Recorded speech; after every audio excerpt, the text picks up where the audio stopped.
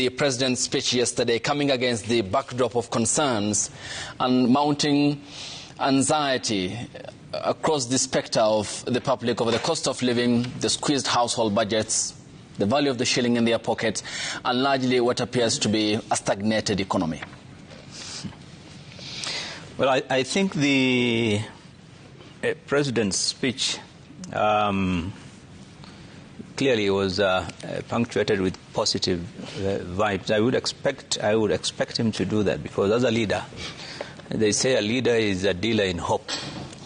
Even when the times are bad, you have to give a positive outlook, so that the citizens are reassured. And I think that's what the president has done. The reality, however, is different. But I think looking back at 60 years, I'm more concerned about the things he didn't say more than the things that he said. Because 60 years ago, when we got independence, there are things we said we are going to do. We are going to fight illiteracy, we are going to fight poverty, we are going to fight disease. Whether we have achieved that in 60 years, and you'll find, of course, there is always it's a mixed bag. For example, in literacy today, this country boasts nearly 80% literacy rate among the young people in this country, which is positive. So strides made in education, for instance. But when you look at disease, nearly 200,000 Kenyans dying every year.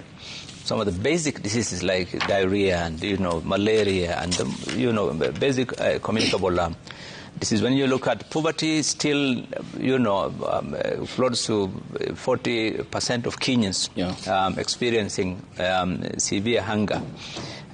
So I think we haven't done pretty well, and that is mainly in the economy.